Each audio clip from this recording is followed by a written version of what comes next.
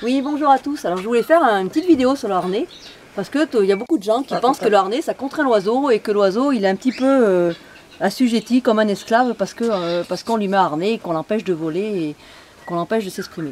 Donc le harnais pour mes oiseaux, moi en tout cas, je pense que c'est pour tout le monde pareil, le harnais au contraire d'être un moyen de contrition, c'est vraiment un moyen de les protéger et les empêcher qu'ils s'envolent et qu'ils se fassent attaquer soit par un prédateur ou qu'ils se perdent tout simplement ou que des humains les récupèrent.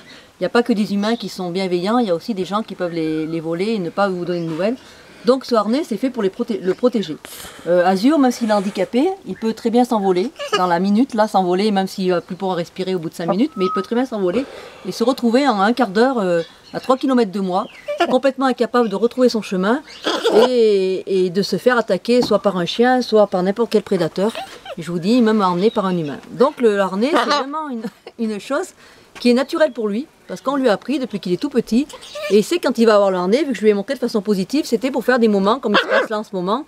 On est dehors, on est au soleil, on va se promener sur l'épaule, on va promener en voiture. Le harnais pour lui c'est que positif, il n'y a absolument pas de négatif ou de contrainte dans son esprit. Et je peux vous garantir que si, oui t'es mignon, hein, câlin, et je peux vous garantir que si il ne voulait pas que je lui mette le harnais, je n'aurais plus de doigts. Parce qu'au moment où je serre le harnais là-dessous, il peut m'attraper les doigts et les serrer très fort. Et ça serait absolument impossible de mettre un harnais à un oiseau qui n'est pas consentant. Quand je lui mets le harnais, il ouvre les ailes, il ouvre les ailes pour que je puisse lui passer le harnais. Il sait très bien ce qui va se passer après qu'il ait la pose du harnais sur lui. Donc quand vous voyez le harnais qui est grugé, là, c'est pas parce qu'il veut s'en débarrasser, ça je le redis. C'est parce qu'un oiseau, comme tout oiseau bien dans sa tête, il a besoin de gruger et de manger tout ce qui passe. Et pour lui, c'est très rigolo d'avoir un harnais avec des coutures et du plastique qui lui permettent de s'amuser pendant qu'il est dehors.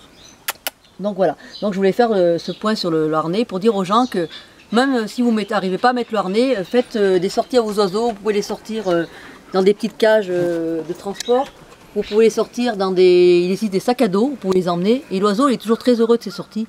Donc il ne faut pas penser que parce qu'on va mettre un oiseau dans un sac ou avec un harnais, il va être malheureux, au contraire, c'est très très bon pour leur moral. Il y a aussi autre chose, il y a des gens qui taillent les ailes et qui sortent avec des perroquets comme ça en liberté sur l'épaule. Et tout le monde se dit, ah ben c'est super, le perroquet est en liberté, il n'est pas contraint, c'est super bien pour lui, c'est parce qu'il a une bonne relation avec son humain. Non, oui. Non, la plupart du temps, c'est les oiseaux qui ont des ailes taillées, il ne faut pas l'oublier. Et les ailes taillées, c'est extrêmement dangereux pour les oiseaux, parce que s'ils s'envolent, ils ne pourront plus revenir vers vous, puisqu'ils ne pourront plus s'élever du sol pour s'envoler dans les arbres. Et donc bon, c'est un sujet que je traiterai sur une autre vidéo, mais ne taillez plus les ailes, c'est vraiment une catastrophe pour l'oiseau, moralement, physiquement, même si ça leur fait pas mal, ça les détruit complètement. Et c'est vraiment une chose à arrêter, il vaut mieux les faire voler dans la maison et leur apprendre à revenir plutôt que de faire ça. Il y a aussi la croyance que les gens croient que parce que l'oiseau est attaché à soi, on va pouvoir le promener dehors sur l'épaule et il ne va pas s'en aller, si jamais il s'en va, il va revenir. Et bien c'est totalement faux. Parce qu'un oiseau, des fois, qui s'en va sur un vol de fuite, ce qu'on appelle un vol de fuite, c'est un oiseau qui prend peur et qui part droit devant lui. Il ne sera pas revenir vers vous, c'est pas possible. Vous aurez beau l'appeler, s'il est parti à 3 km, ça sera terminé.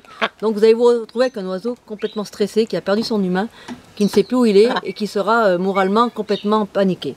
Donc voilà, donc je vous dis bien, si vous sortez un oiseau, mettez le harnais. Ce n'est pas une contrainte, c'est vraiment une protection. Vraiment une protection. Voilà, gros, t'en penses quoi? Hein, t'en penses que t'aimes bien le déguenier, ce harnais, que après, hein, nous on achète pour 50 $ chaque fois que c'est pourri. Tu dis au revoir? Tu me fais un câlin comme tu as fait tout à l'heure? C'était très gentil. Non, plus de câlin. Un petit câlin? Un petit câlin? Oh, t'es gentil. Voilà, petit câlin. Au revoir tout le monde. À bientôt pour les ailes taillées. Je vous fais une vidéo aussi.